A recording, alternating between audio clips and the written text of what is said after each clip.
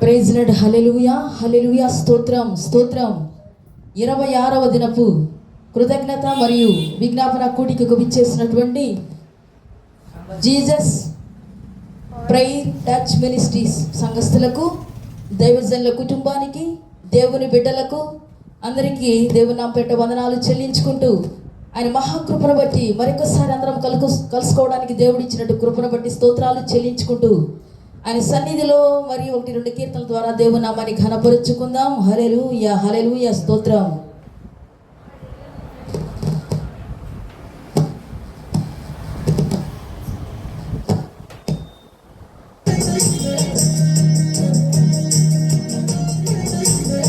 హల్లెలూయా, హల్లెలూయా, స్తోత్రం.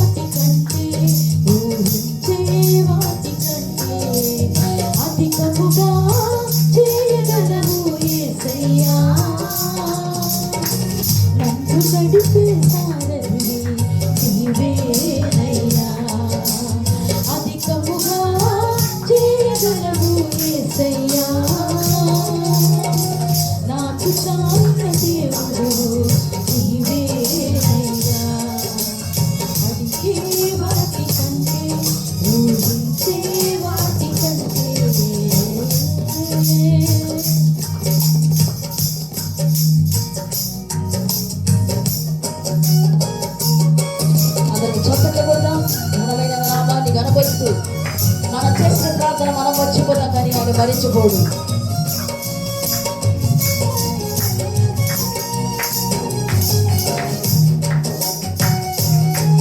హల్లెలూయా, స్తోత్రం.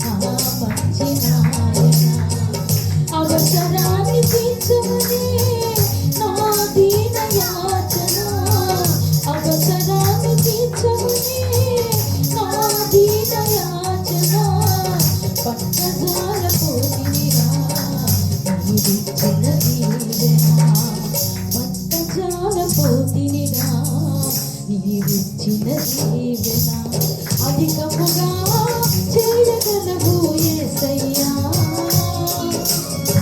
నాకు చాలిన దేవుడు నీవేనయ్యా. అధికముగా చేయగలవు యేసయ్యా, నాకు చాలిన దేవుడు నీవేనయ్యా. ఏ వాటి కంటే వాటి కంటే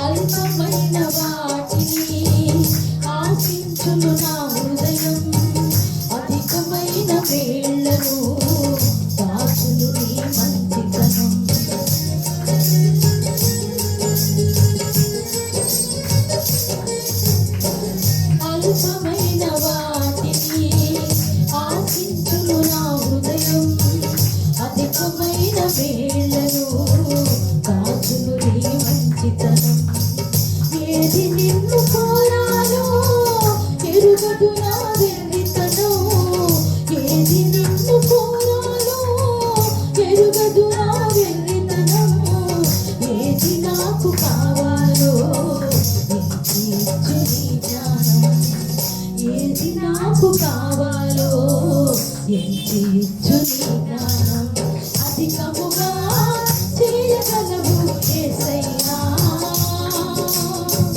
నాకు కాయిన దేవుడు నీవేనయ్యా, అధికముగా చేయగలవు యేసయ్యా, నాకు కాయిన దేవుడు నీవేనయ్యా, అడిగే వాటి కంటే ఊహించే వాటి కంటే అధికముగా చేయగలవు యేసయ్యా, నన్ను నడిపే సారథివి నీవేనయ్యా, అధికముగా చేయగలవు యేసయ్యా, నాకు కాయిన దేవుడు నీవేనయ్యా, అధికముగా చేయగలవు యేసయ్యా, నాకు కాయిన దేవుడు నీవేనయ్యా, అధికం. హల్లెలూయా, స్తోత్రం. నామని కనపరుచుకుందాం. హల్లెలూయా. అందరము చప్పట్లు కొట్టుకుంటూ ఆయన నామాన్ని కనపరుద్దాం. స్తోత్రం స్తోత్రం. హల్లెలూయా హల్లెలూయా. దేవుని స్తుతించుడి, ఎల్లప్పుడూ దేవుని స్తుతించుడి అనే పాట పాడుకుందాం.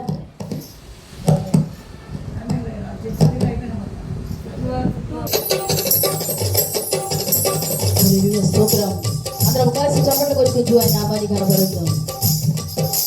దేవుని స్తుతించుడి, ఎల్లప్పుడూ దేవుని స్తుతించుడి,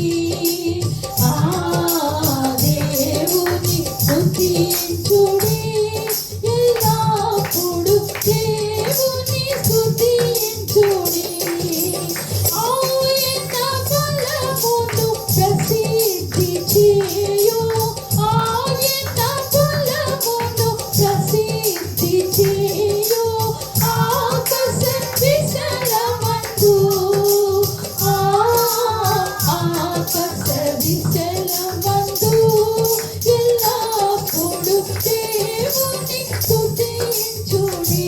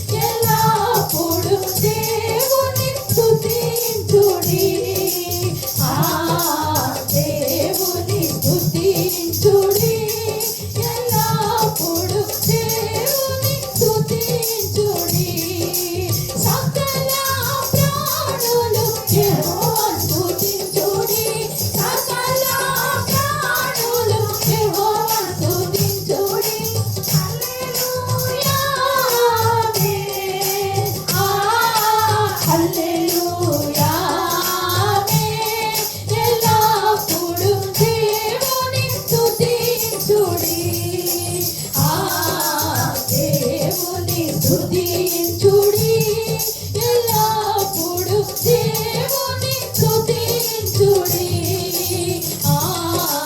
దేవుని స్తుతించుడి ఎల్లప్పుడు దేవుని స్తుతించుడి దేవుని స్తుతించుడి ఎల్లప్పుడు దేవుని స్తుతించుడి దేవుని స్తుతించుడి ఎల్లప్పుడు దేవుని స్తుతించుడి. హల్లెలూయా హల్లెలూయా హల్లెలూయా హల్లెలూయా. స్తోత్రం స్తోత్రం స్తోత్రం స్తోత్రం స్తోత్రం స్తోత్రం. పరిశుద్ధాత్మ దేవా మీకు స్తోత్రాలు నా ప్రభువా. అయా చిన్న మందగా చేరి ఉంటుండగా మీరు మా మధ్యకు వచ్చినందుకు మీకు స్తోత్రాలు నా ప్రభువా. మీ కార్యాలు నా తండ్రి దినదినము నూతన పరుస్తున్నందుకు మీకు వందనాలు స్తోత్రాలు. మీ వాత్సల్యాన్ని మా మీద చూపించినందుకు మీకు వందనాలు స్తోత్రాలు. మీ ప్రేమను మా మీద ఉంచినందుకు మీకు వందనాలు స్తోత్రాలు. మీ కనికరాన్ని మా మీద ఉంచినందుకు మీకు వందనాలు స్తోత్రాలు. మీరు మమ్మల్ని ప్రేమించినందుకు మమ్మల్ని ఆదరించినందుకు నాయన మీకు స్తోత్రాలు నాయన. మా కన్నీరు తుడిచేవాడా మీకు స్తోత్రాలు నాయన.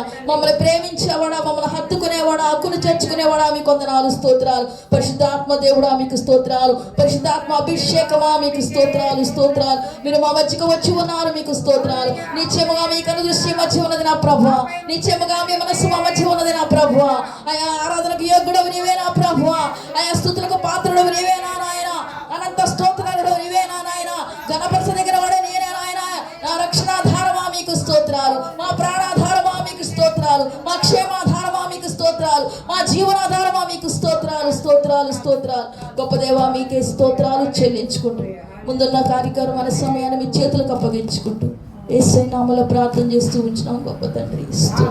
ఆమేన్. యేసయ్యకి మహిమ కలుగును గాక. మీ అందరికీ వందనాలండి.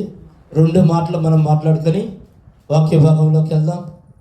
నేను రోజు చెప్తున్నదేనండి, ఈరోజు కొత్త ఏం కాదు. ఇవాళకి 26వ రోజమ్మా. 26 రోజులు మనము కూడిక మొదలుపెట్టి కృతజ్ఞత కూడికని మనము మొదలు పెట్టుకున్నాము. ఇవాళకి 26 రోజులు దేవుడు అద్భుతంగా మనతో ఉండి ముందుకు తీసుకెళ్తున్నాడు, నడిపిస్తున్నాడు. యేసయ్యకి మహిమ కలుగును గాక. మనం ఎందుకు ఈ కృతజ్ఞత కూడిక పెట్టుకున్నాము అనేది మీ అందరికి కూడా తెలియాలి కాబట్టి ఒక్క 2 మాటలు చెప్తున్నానండి. దేవుడు నాకు ఎలాంటి దర్శనం ఇచ్చాడంటే, ఒక పెద్ద మందిరము కట్టి ఆ మందిరానికి అందరినీ భోజనాలకి పిలిచి నన్ను కూడా పిలిచారు. నేను ఎక్కడో లాస్ట్ను కూర్చొని ఉన్నానండి. నేను కూడా భోజనం చేసిన తర్వాత వచ్చి చేతులు కడుక్కుంటుంటే యేసయ్య అక్కడికి వచ్చి ఉన్నాడు. యేసయ్య ఏంటి తండ్రి అన్నా.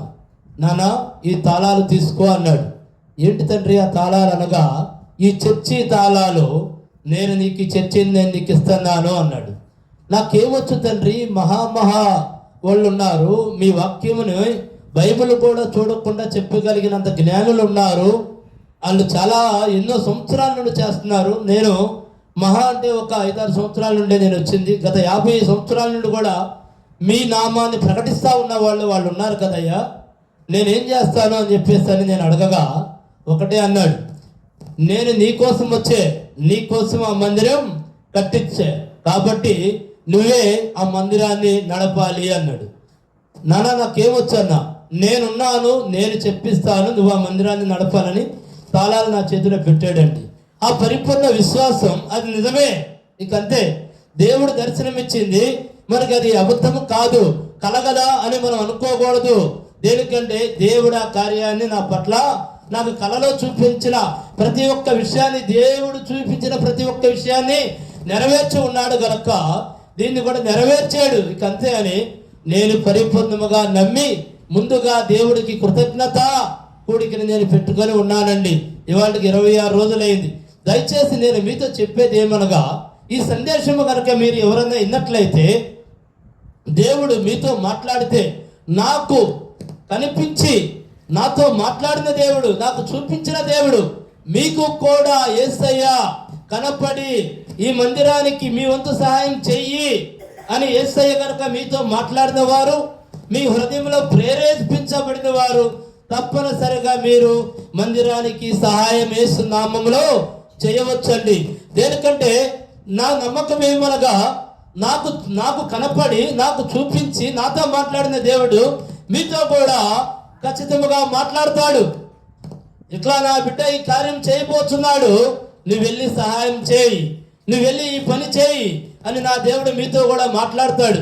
అలా మాట్లాడిన బిడ్డలు ఎవరైనా సరే దేవుడు ప్రేరేపింపన బట్టి దేవుడు మాట్లాడితే ఖచ్చితంగా మీరు కింద యూట్యూబ్లో స్క్రోలింగ్ వస్తూ ఉంటుందండి. దాంట్లో మా ఫోన్ నెంబర్లు, మా అకౌంట్ నెంబరు అన్నీ ఉంటాయి. మీరు ఎవరైనా దేవుడు ప్రేరేపించి దేవుడు మాట్లాడిన వారు తప్పనిసరిగా మీరు మా అకౌంట్కి డొనేషన్ చేయవచ్చు. అదే విధముగా QR కోడ్ కూడా ఉందండి, దానికి కూడా మీరు డొనేషన్ స్కాన్ చేసి చేయవచ్చు. అలా చేసిన వారైనా ఇంకా ఎవరైనా ప్రార్థన అవసరత కలిగిన వారు ఎవరైనా సరే ఆ ఫోన్ నెంబర్లకి ఫోన్ చేయవచ్చు. యేసు నామములో ప్రార్థనా సహాయము మేము మీకు చేస్తానికి సిద్ధముగా ఉన్నామండి. ఎవరైనా మీ ప్రార్థన అవసరత కనుక ఉంటే తప్పనిసరిగా మీరు ఫోన్ చేయమని నేను యేసు నామములో చెప్పుచున్నాను. మన వాక్య భాగంలోకి వెళ్దామండి. ఈరోజు మన అంశము నడిపించే దేవుడండి. మనల్ని ఎలా నడిపిస్తాడు? ఆయన లేకపోతే మనం ముందుకు వెళ్ళలేం, మన దారి వేరే మార్గం అయింది. ఆయన కనుక నడిపిస్తే మన జీవితం ఎలా ఉంటుంది అనేది మనము చెప్పుకుందామండి. యేసయ్యకి మహిమ కలుగును గాక. కీర్తనలు 32 కీర్తన 8 వచ్చిన చదవండి.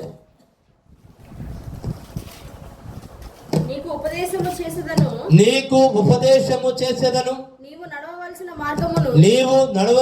మార్గమును నీకు బోధించెదను. నీ మీద దృష్టి ఉంచి నీకు ఆలోచన చెప్పేదను. చూడండి ఏమంటున్నాడు, వాక్యం మనతో ఏమి మాట్లాడుతుంది అనేది మనం తెలుసుకుందామండి. ఇంకోసారి చదవమ్మా. మనకి ఉపదేశం చేస్తాడు అంటే, మనకి ఉపదేశం చేస్తామంటే ఏంటి? సహజంగా మన అందరిలో కూడా రెండు ఆత్మలు ఉంటాయండి. అందరూ ఒకటి అనుకుంటారు, కాదండి. 2 ఆత్మలు, ఒకటి పరిశుద్ధాత్మ, 2 అపవిత్రాత్మ. అపవిత్రాత్మ ఏం చేసిద్దంటే, దేవుడు నిన్ను పంపించాడు కనుక ఈ భూలోకానికి నిన్ను చెడగొడటానికి నేనున్నాను అని మనకి చెడ్డ ఆలోచనలు చెబుతా ఉంటుంది, తప్పుడు పనులు చేపిస్తూ ఉంటుంది, సరైన మార్గంలో నిన్ను నడిపించదు. దేనికంటే మనం ఎవరు బిడ్డలం అనేది అపవాదికి తెలుసు.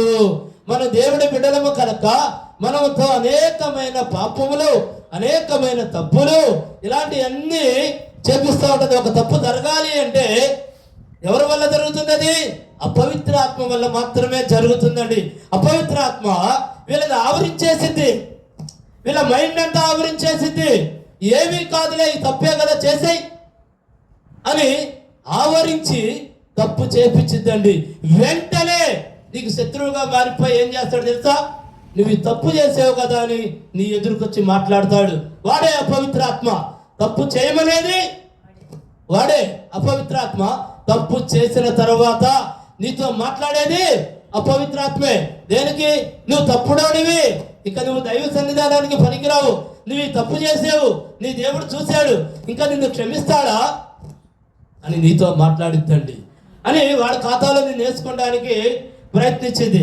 కానీ అక్కడ మన దేవుడికి తెలుసు, నా బిడ్డ మంచివాడే, నా బిడ్డను చెడగొట్టింది ఈ అపవిత్రాత్మే కాబట్టి నా వైపు కనుక తిరిగితే నా బిడ్డని నేను క్షమిస్తానికి సిద్ధముగా ఉన్నాను అని దేవుడు మనతో మాట్లాడటానికి సిద్ధముగా ఉన్నాడు. ఇంకోసారి చదవమ్మా. ఫస్ట్ నీకు ఉపదేశం చేసి, చూడండి ఏమంటున్నాడు, మనకి ఇంకా ఉపదేశం చేశాడు. అయ్యా నువ్వు కాదు తప్పు చేసింది, నేను నిన్ను క్షమిస్తా అని పరిశుద్ధాత్మ మళ్ళీ మనతో మాట్లాడుతూ స్టార్ట్ చేస్తాడండి.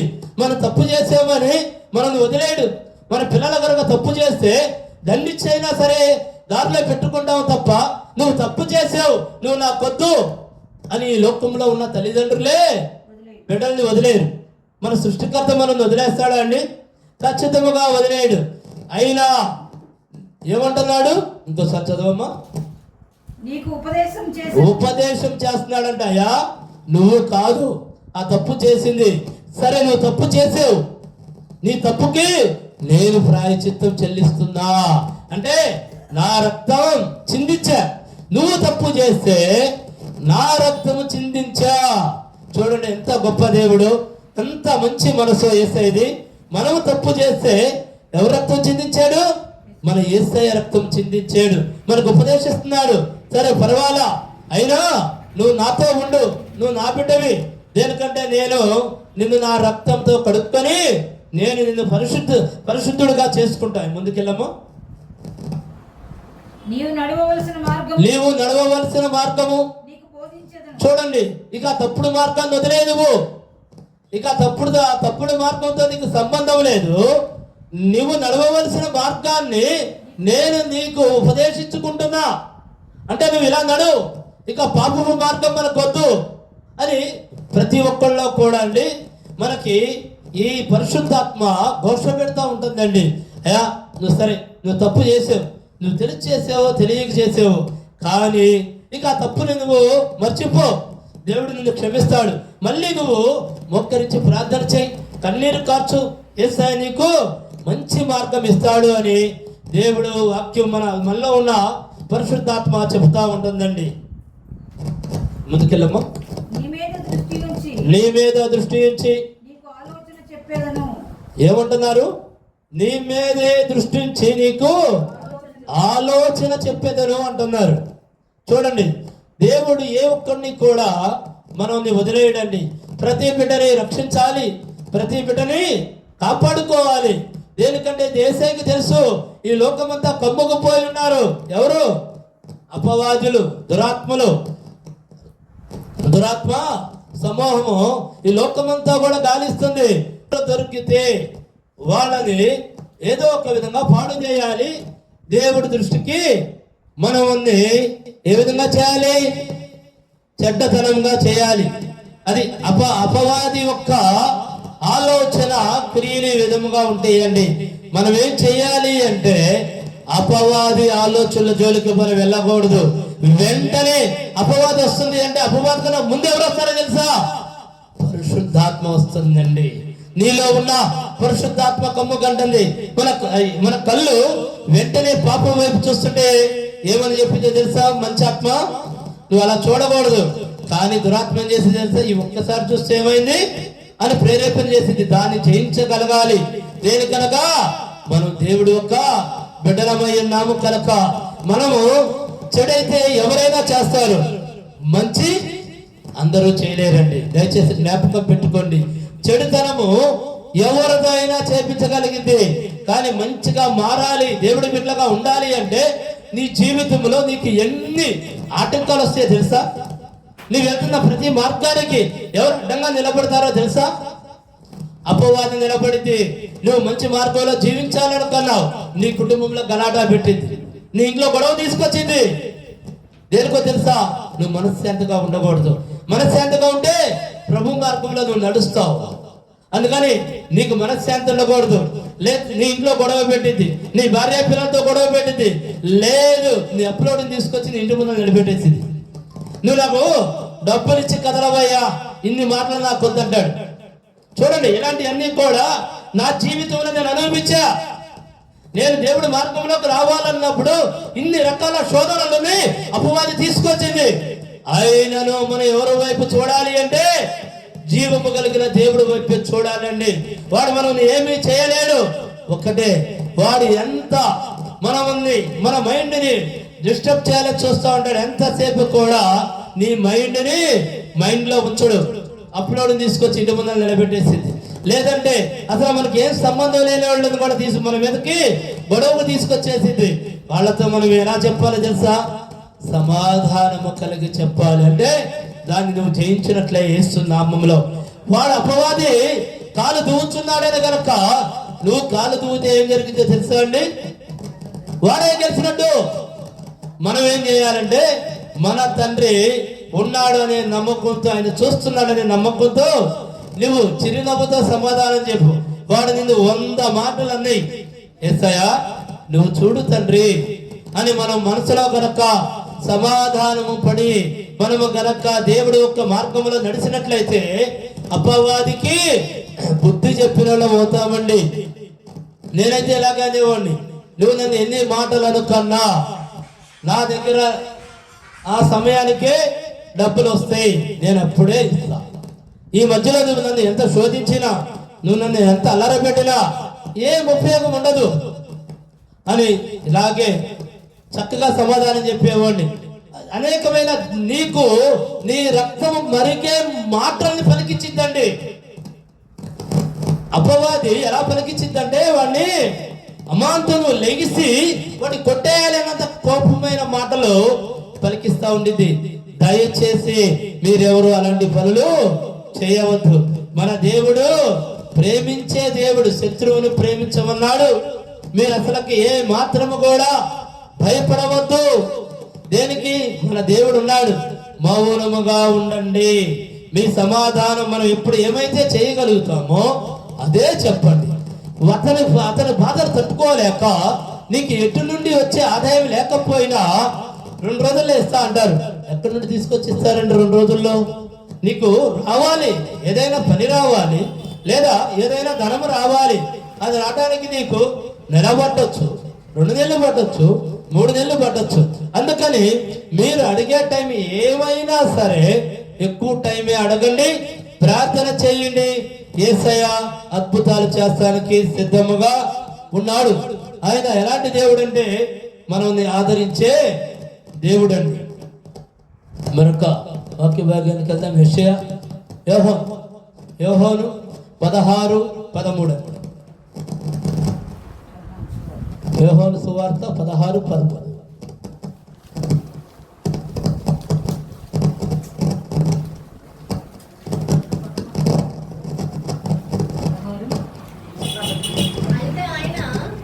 అయితే ఆయన 13 అనగా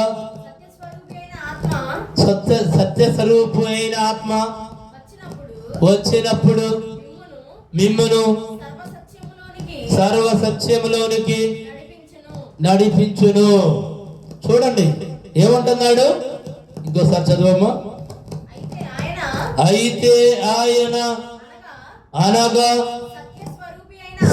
సత్య స్వరూపి అయిన ఆత్మ వచ్చినప్పుడు మిమ్మును సర్వ సత్యములోనికి నడిపించరు. చూడండి, మనకి అనేక మందికి దేవుని ఒక్క పరిశుద్ధాత్మ వస్తూ ఉంటుంది. పరిశుద్ధాత్మ వచ్చినప్పుడు వీళ్ళందరూ ఏమనుకుంటారు తెలుసా? నేను పరిశుద్ధాత్మని పొందుకున్నాను అని మనం అనుకుంటే మన మీద దురాత్మ రౌండప్ చేసేది. ఆ మనిషిని ఊపిరాడకుండా ఉక్కిరి బిక్కిరిలాడేటట్టు చేసింది. మనలో ఉన్న వ్యాధులని, లేని వ్యాధులని కూడా బయటకు తీసుకొచ్చిద్దండి. దేనికంటే పరిశుద్ధాత్మ వస్తుంది అంటే నీ మీదకి నువ్వు ప్రభు మార్గానికి సిద్ధపడ్డావు, దేవుడి మార్గంలో నడుస్తానికి నువ్వు ముందున్నావు. నిన్ను అలా పోనీయకుండా ఉండాలంటే ఏం చేయాలి? నిన్ను బంధించేసేయాలి. దురాత్మ సమూహంతో నిన్ను బంధించాలి. నీకు ఏదో ఒక అనారోగ్యం, ఏదో ఒక బాధ, ఏదో ఒక ఇబ్బంది కలిగించాలి. దేనికంటే పరిశుద్ధాత్మ ఒక మానవుల్లోకి రావడం అంటే మామూలు విషయం కాదండి అది. దేనికంటే దేవుడు ఆత్మ బిడ్డ మీదకు వచ్చింది అంటే ఆ బిడ్డని ఈ లోకంలో ఉన్న ఏది కూడా తాకలేదు, అంటలేదు, ముట్టలేదండి. కానీ మనలో ఉన్న బలహీనత ఎప్పుడైతే మనము బలహీన పడతామో మన పనుల్లో పడి ఆవరించేస్తాడు వాడు, మనల్ని రౌండప్ చేసేస్తాడు. మనం పరిశుద్ధాత్మ వచ్చినప్పుడు రోజుకి 1 గంట సేపు ప్రార్థన చేస్తున్నాం అనుకోండి, మన మీదకి పరిశుద్ధాత్మ వస్తే 3 గంటలు ప్రార్థన చేయాలి.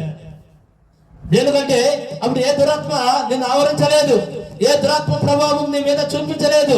ఎందుకంటే నిజానికి మనము ప్రతిరోజు 10వ భాగం తీయాలి. ఏ 10వ భాగం తీయాలండి చెప్పండి? సమయం అనే 10వ భాగముని దేవుడికి రోజు 2.5 గంటలు కేటాయించాలి. మామూలు వారు కేటాయించకపోయినా పరిశుద్ధాత్మ వచ్చిన బిడ్డలు మాత్రం కంపల్సరిగా రోజుకి 2.5 గంటలు ప్రార్థన చేసినట్లయితే మిమ్మల్ని ఏ దురాత్మ సమూహం ఏమీ చేయలేదండి. ఎందుకంటే అప్పుడు నువ్వు ప్రార్థన చేస్తే ఏం జరుగుతుంది? దేవుడు ఒక దేవదూతలు మీ చుట్టూ ఉంటారు. దేవుడు దేవదూతలు ఉన్నప్పుడు, యేసు నామాన్ని నువ్వు ఉచ్చరిస్తున్నప్పుడు అది ఎలాంటి దురాత్మ అయినా సరే విచ్ఛిన్నమైపోవాల్సిందే. యేసు నామానికి అంత శక్తి ఉందండి. యేసు నామాన్ని కనుక పదే పదే పదే పదే ఎవరైతే పలుకుతా ఉంటారో వారు నోటి నుంచి వచ్చే ప్రతి మాట డైరెక్ట్ గా యేసయ్య వింటున్నాడండి. దేనికంటే ఆయన నీ మాటని ఆలకించే దేవుడు. ఈ ప్రపంచంలో నీ మాట ఆలకించాలి అంటే నువ్వు ఎప్పుడు కూడా యేసు నామాన్ని ఉచ్చరించాలి, యేసు నామాన్ని పలకాలి. మనం ఎప్పుడు నిరంతరం ఖాళీగా ఉన్నా నా యేసయ్యకే మహిమ కలుగును గాక అని అంటా ఉండండి. లేదంటే యేసు రక్తమే జయమంటా ఉండండి. మనం ఎక్కడైనా కూర్చున్నాం, ఏదో పని మీద వెళ్ళాం, మీకు ఆ పని అవ్వడానికి టైం పట్టేటట్టుంది. మీరు మనసులో అయినా సరే నా యేసయ్యకి మహిమ కలుగును గాక, నా యేసయ్యకి మహిమ కలుగును గాక అనుకోండి. మీ మనసులోకి చెడ్డ తలంపులు, చెడ్డ ఆలోచనలు రావండి. మైండ్ ప్రశాంతం అయిపోయింది, రిలీఫ్ అయిపోతా ఉంటారు. ఈ పని చేస్తూ ఉండండి. దేనికంటే మనము ఖాళీగా ఉంటే అనేకమైన ఆలోచనలు దురాత్మ తీసుకొస్తాడు. వాడికి ఎందుకు చోటు ఇవ్వాలి కదా, వాడికి మనం చోటు ఇవ్వద్దు. ఇలా దేవుణ్ణి గనక, దేవుడు యేసు నామాన్ని గనక మనం స్తుతించిన వారమైతే అద్భుతాలు చూస్తామండి మన జీవితంలో. మరొక వాక్య భాగానికి వెళ్దాం. యెషయా 48:17.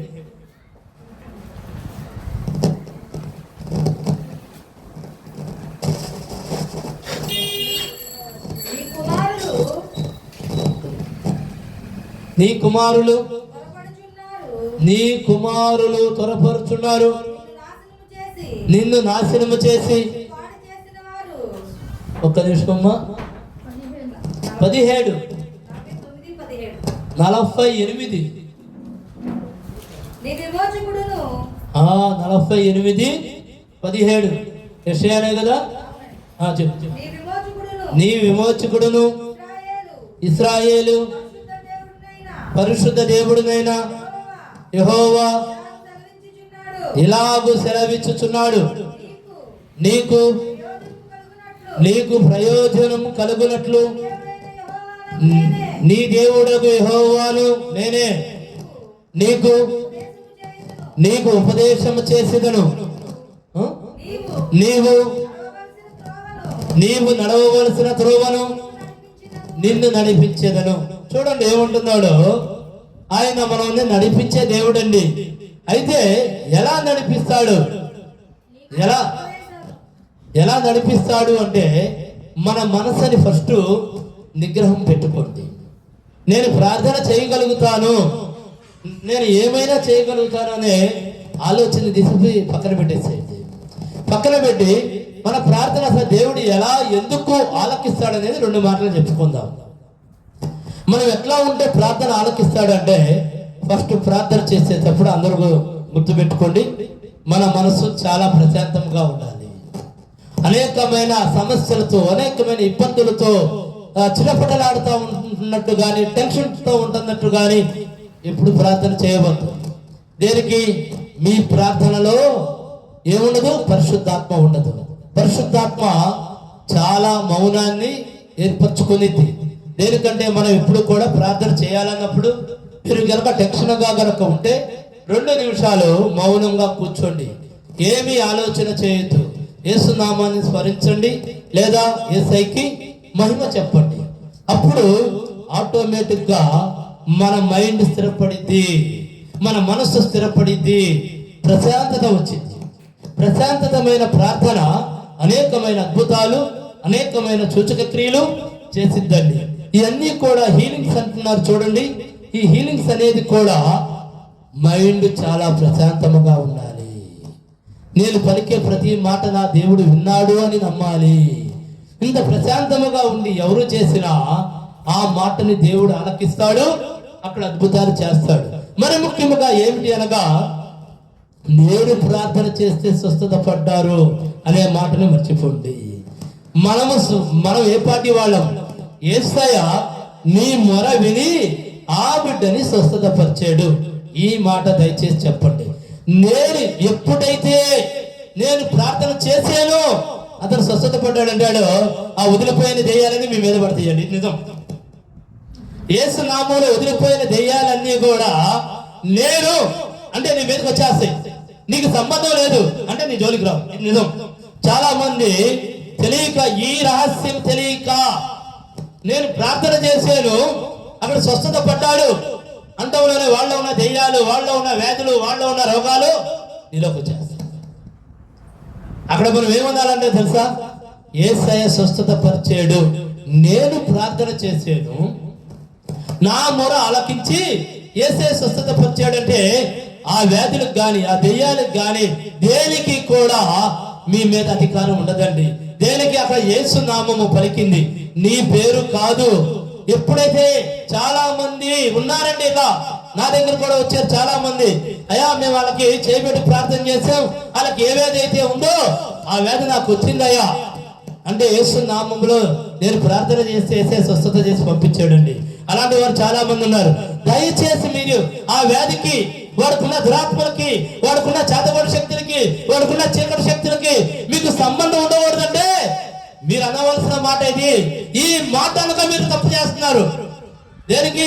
అక్కడ ఉన్న వాళ్ళు ఎవరైనా 4 ఉండని, 10 మంది ఉండని, 100 మంది ఉండని, వాళ్ళందరూ కూడా నేను ప్రార్థన చేస్తే స్వస్థత పడ్డాడు అంటామని వాళ్ళంతా మన దగ్గరికి వస్తారు అనుకున్నాం. వాళ్ళందరికన్నా ముందు వచ్చేది ఎవరో తెలుసా?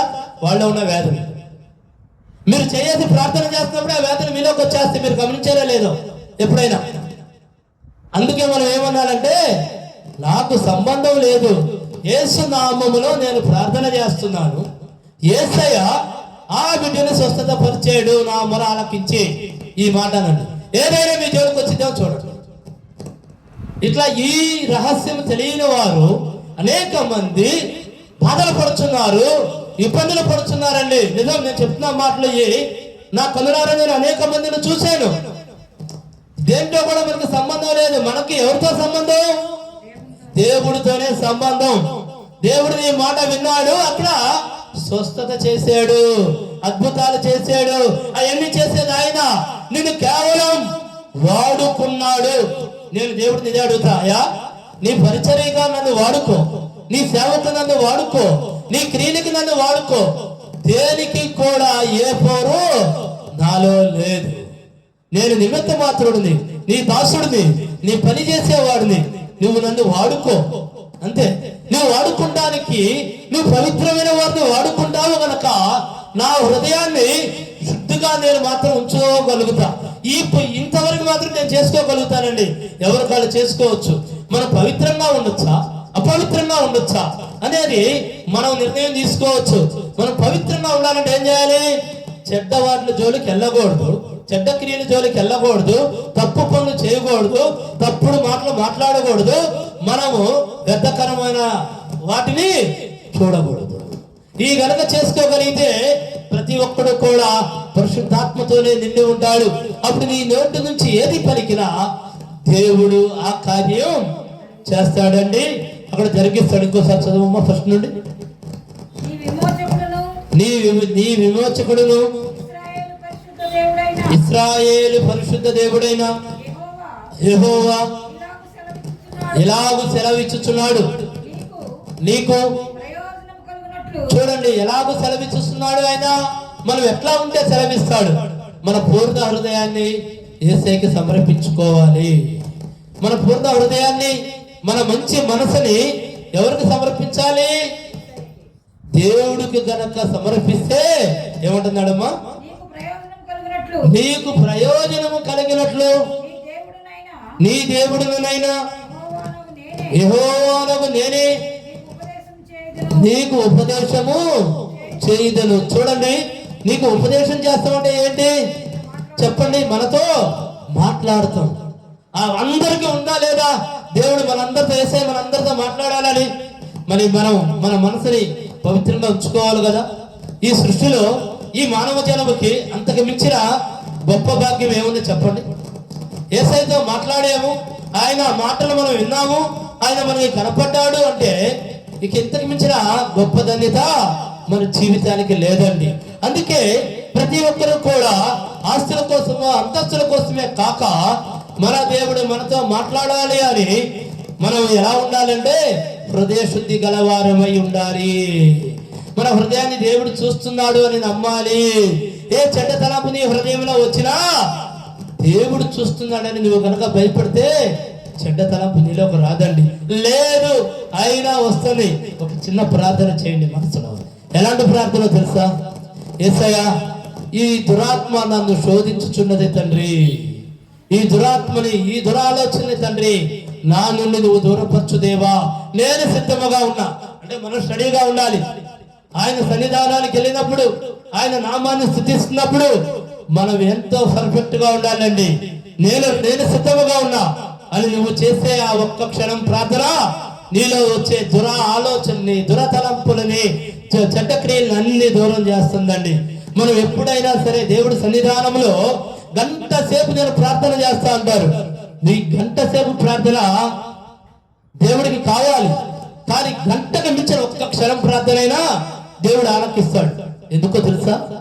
నీ మనస్సుని ఏకాగ్రత లేని ప్రార్థన గంటలైనా సరే వ్యర్థమే కావచ్చు. కానీ నీ ఏకాగ్రతతో ఒక్క క్షణం ప్రార్థన అయినా దేవుడు అద్భుతం చేస్తాడండి. దేనికంటే మనము యేసయ్య వైపే చూడాలి. ఆయన సన్నిధానంలో మనం ఎలా ఉండాలి? భయపడతా ఉండాలి.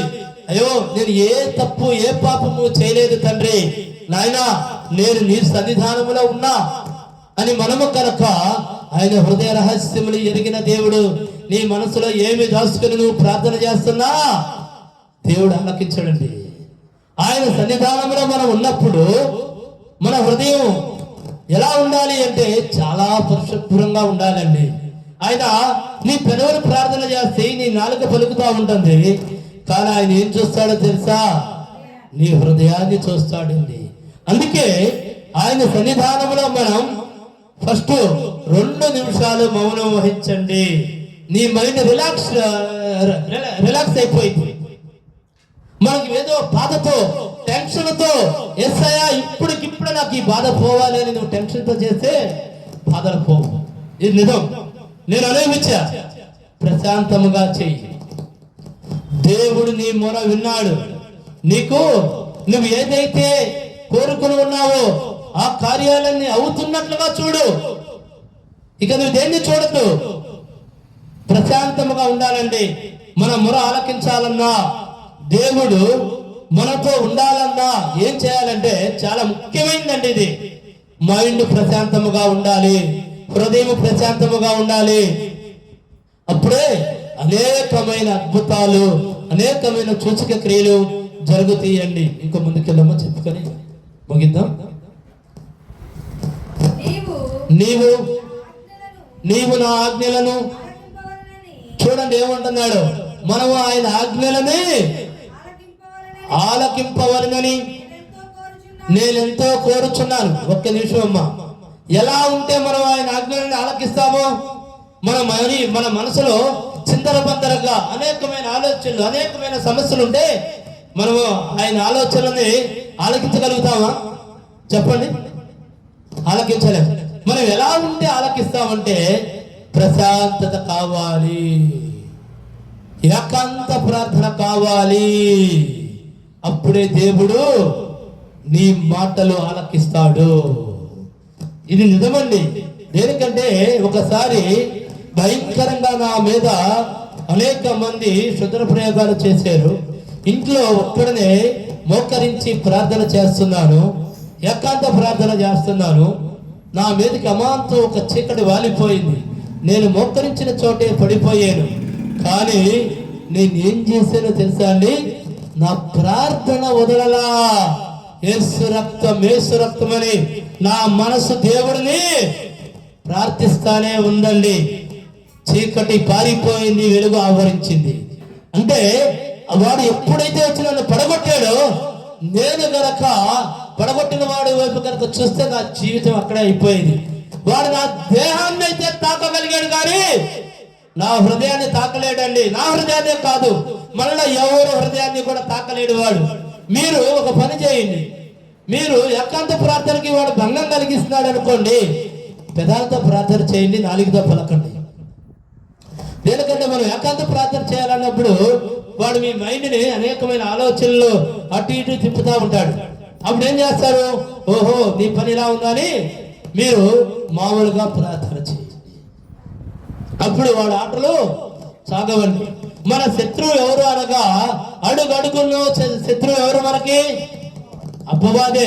మనం వాడిని జయించాలంటే, ప్రతి ఒక్కరు కూడా ప్రశాంతముగా ఉండండి. ఏ సమస్యకి భయపడద్దు. దేనికంటే అన్ని సమస్యలు తీసుకొస్తా ఉంటాడు. ఏమీ భయపడద్దు. నిన్ను జీవిస్తున్న దేవుడు నీ సమస్యలు తీర్చడా? తప్పకుండా తీరుస్తాడు. నీ ప్రార్థన ఆలకించుచున్న దేవుడు. నువ్వెందుకు భయపడుతున్నావు? ఏ మాత్రము కూడా నువ్వు భయపడవద్దు. ప్రశాంతముగా ప్రార్థన చేయి. నువ్వు దేనికంటే మనకున్న బాధలను బట్టి మోకరించగానే మన కళ్ళంటే కారేది ఏంటో తెలుసా? కన్నీరు గారిపోతుంది. ఆ ప్రార్థన నీ బాధ కొద్ది నీకు కన్నీరు వస్తుంది, కానీ నిజముగా యేసయ్య వైపు చూస్తే నీకు కన్నీరు రావాలండి. ప్రశాంతత. అసలు నీకు కన్నీరే రావు తెలుసా అండి? మనం ప్రశాంతమైన ప్రార్థన కనుక చేస్తుంటే నీకు కోటి సమస్యలున్నా నువ్వు ప్రార్థన చేసి ఆమేన్ అనేటప్పటికే ఎంత ప్రశాంతంగా ఉంటావో తెలుసా? చాలా హాయిగా ఉంటుంది. ఆ బాధలు, సమస్యలు, ఇబ్బందులు ఏవి కూడా నీ దగ్గరికి రావు. మనందరం కూడా మైండ్ ఏకాగ్రతతో పెట్టుకుందాము. దేవుని వద్ద ప్రశాంతమైన ప్రార్థన చేయండి. అన్ని సమస్యలు ఆయన తీర్చగలుగుతాడు. దేవుడు మన వాక్యమును దీవించును గాక. ఆమేన్. అదే విధముగా బిడ్డలు ప్రార్థన మన వాక్యానికి ముందు అందరూ పాటలు పాడి దేవుడి నామానికి ఎంతగానో మహిమపరిచారు. బిడ్డలందరినీ దేవుడు దీవించి ఆశీర్వదించిన గాక. అదే విధముగా ముగ్గురు ప్రేరేపణ కలిగిన వారు ఎవరైనా ప్రార్థన చేయమని యేసు నామములో కోరుకొనుచున్నాను.